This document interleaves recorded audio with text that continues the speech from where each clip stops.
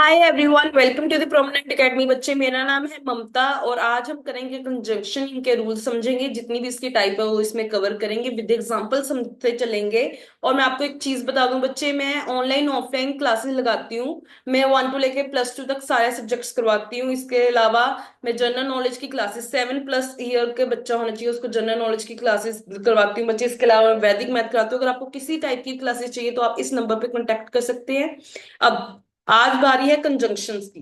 सबसे पहले कंजंक्शन समझते हैं होते क्या हैं। जब मैं बात कर रही हूँ कंजंक्शंस की, तो ये वो वर्ड हैं जिनको हम यूज करते हैं किसी लाइन को कनेक्ट करने के लिए। टू कनेक्ट मतलब मैम हमें नहीं समझ आया। अगर मैं कह रही हूँ कि लाइंस को कनेक्ट करते हैं, तो मतलब अगर मैं कोई चीज को दो लाइंस में कर रही हूँ, मैं राम और श्याम की बात कर रही हूँ कि दोनों ही अच्छे हैं। मैं कहती हूँ राम भी अच्छा है, श्याम भी अच्छा। मैं इसको ऐसे लिखने की जगह मैं राम एंड श्याम भी तो लिख सकती हूँ। राम एंड श्याम। सो बच्चे, जो ये एंड है, और है, इफ है, बिकॉज, जो दो लाइंस को कनेक्ट करते हैं उनको हम कहते हैं बच्चे कंजंक्शंस। दो लाइंस होगी, वर्ड्स हो गए, फ्रेजेस हो गए, इनको कनेक्ट करने वाले वर्ड्स को हम कहते हैं कंजंक्शन। अब मैंने बात की है कि कंजंक्शन जो है हमारे 3 टाइप्स के होते हैं। एक एक करके सभी को समझेंगे। सबसे पहले जो ये 3 टाइप्स हैं वो समझते हैं। एक तो होते हैं हमारे कोऑर्डिनेटिंग, एक होते हैं हमारे सबऑर्डिनेटिंग,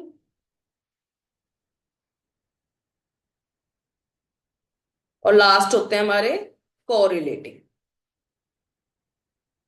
बच्चे, जब मैं कह रही हूं इसमें तीनों में डिफरेंस बताती हूँ। कोऑर्डिनेटिंग में क्या है कि दो इंडिपेंडेंट क्लोज हैं, दो इंडिपेंडेंट लाइंस हैं, बट दोनों की इक्वल इंपॉर्टेंस है, तब हम कोऑर्डिनेटिंग वाले कंजंक्शन यूज करते हैं। जब एक दूसरे पे डिपेंडेंट है लाइन, तब हम सब कोऑर्डिनेटिंग करते हैं। कोरिलेटिंग, जो एक दूसरे के साथ रिलेट करके चलते हैं साथ में, तो उनके लिए हम कौन से कंजंक्शन यूज करते हैं? कोरिलेटिंग। अब इनको एक एक करके करते हैं याद। सबसे पहले मैं जब कह रही हूँ कोऑर्डिनेटिंग, कोऑर्डिनेटिंग में मैंने अभी आपको समझाया है वो वर्ड जो कनेक्ट करते हैं वर्ड्स को, फ्रेजेस को, और इंडिपेंडेंट क्लोज को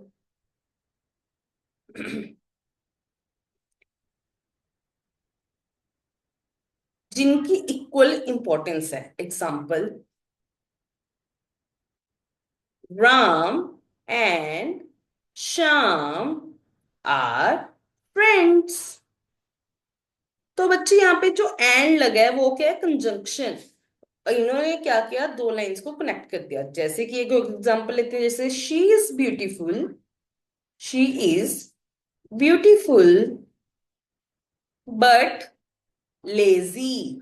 अब देखो, मैं दो लाइन में भी लिख सकती थी, she is beautiful, she is lazy, but but लगा के, ये कंजंक्शन लगा के मैंने इनको ज्वाइन कर दिया।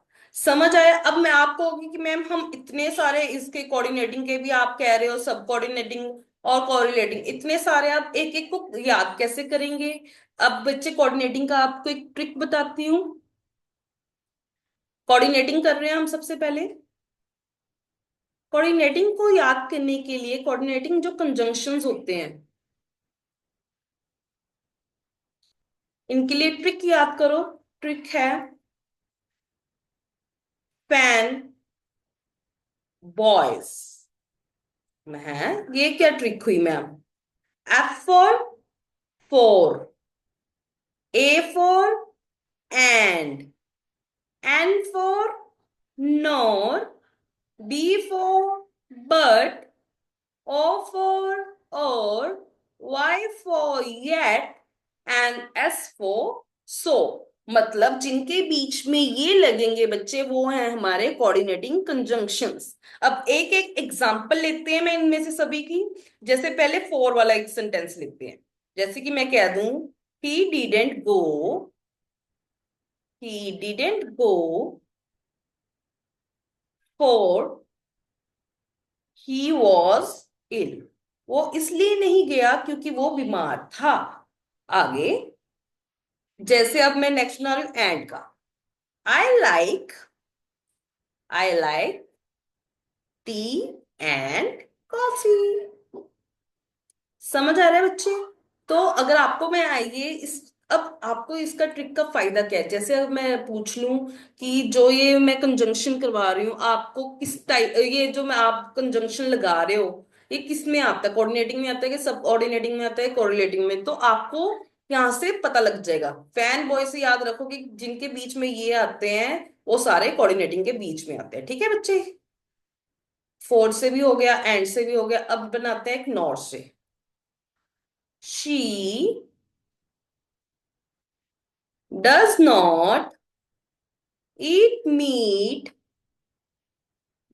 nor does she drink milk। बच्चे, नॉर का मतलब क्या होता है? ना। ना ही वो मीट खाती है, ना ही वो दूध पीती है।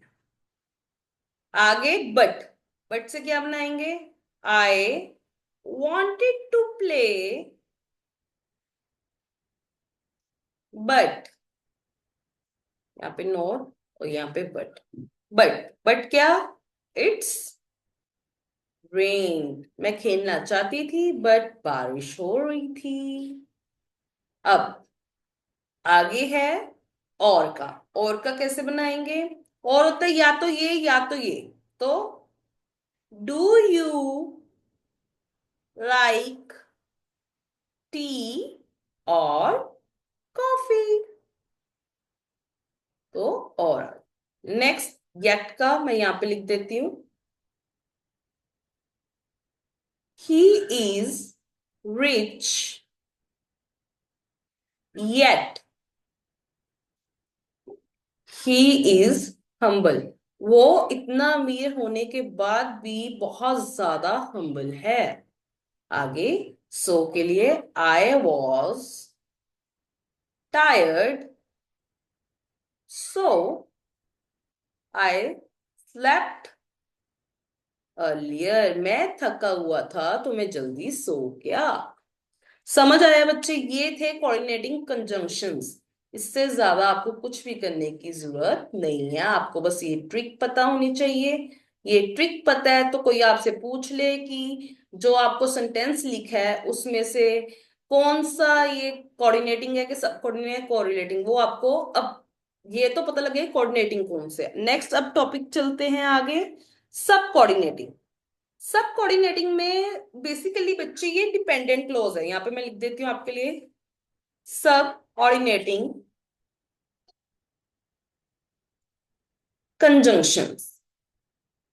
बच्चे ये कौन से थे? हमारी फर्स्ट टाइप हो चुकी है कोऑर्डिनेटिंग, ये सेकंड टाइप है। तो इसमें क्या होता है? ये क्या करते हैं? They connect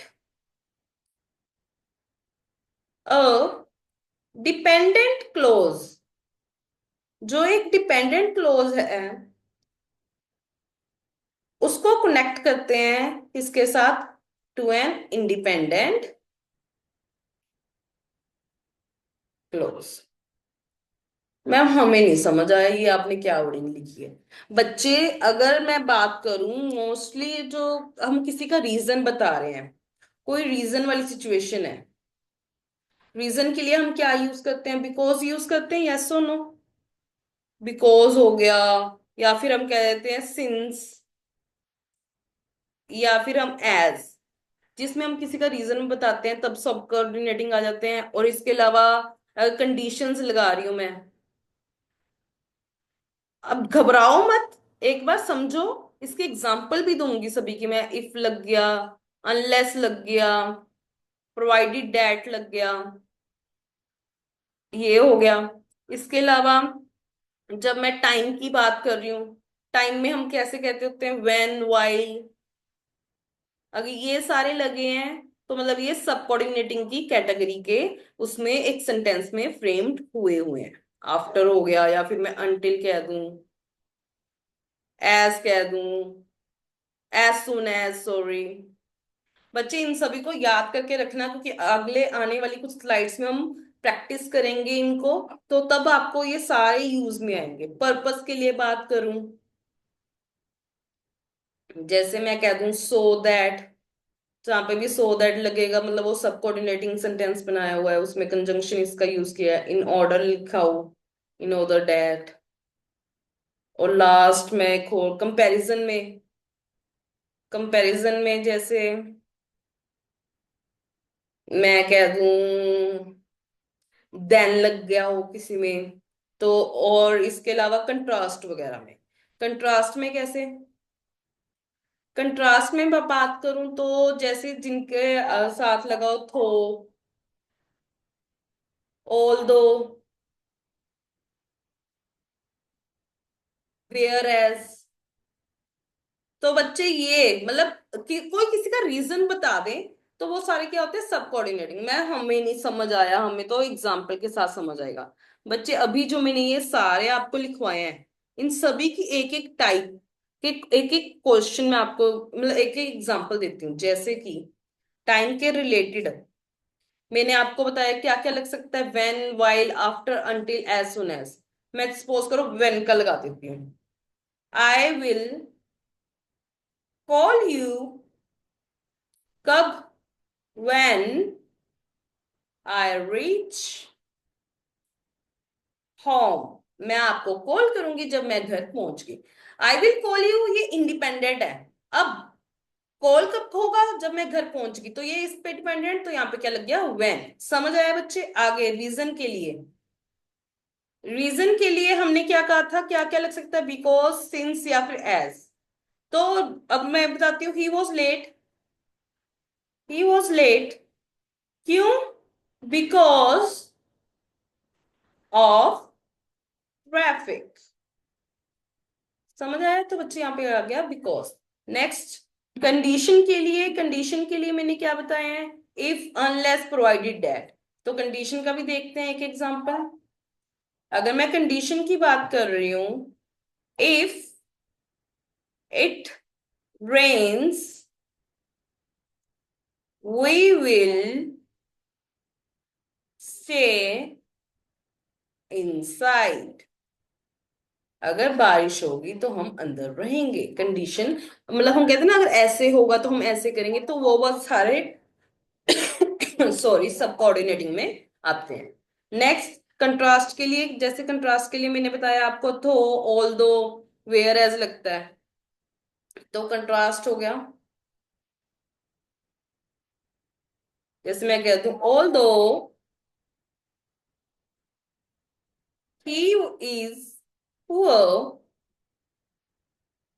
he is honest. बावजूद इसके कि वो गरीब है, बट वो बहुत ज्यादा ईमानदार है। बहुत ज्यादा के लिए तो वैरी लग जाना था, बट हाँ वो ईमानदार है। नेक्स्ट, तो बच्चे ये थे, मैंने कुछ एग्जांपल दे दी आपको सबऑर्डिनेटिंग की। आगे आ गया हमारा कोरिलेटिव, लास्ट टाइप है। मैंने आपको बताया था थ्री टाइप्स हैं, correlative, coordinate, conjunction, correlative conjunctions. जब मैं कोरिलेटिव कंजंक्शन की बात कर रही हूँ, तो बच्चे ये क्या करते हैं, ये पेयर्स ऑफ कंजंक्शंस है, मतलब ये हमेशा एक पेयर में ही यूज किए जाएंगे वर्ड्स। पेयर ऑफ कंजंक्शंस हैं जो जिनको साथ में यूज किया जाता है ज्वाइन करने के लिए हमारे सेंटेंस को। एग्जाम्पल बताती हूँ। जैसे कि मैं कह दूं आइदर के साथ, आइदर के यहाँ पे कुछ सेंटेंस लिखा हुआ और यहाँ पे और आएगा ही आएगा। नाइदर लिखा है और यहाँ पे नॉर आएगा ही आएगा। Not only,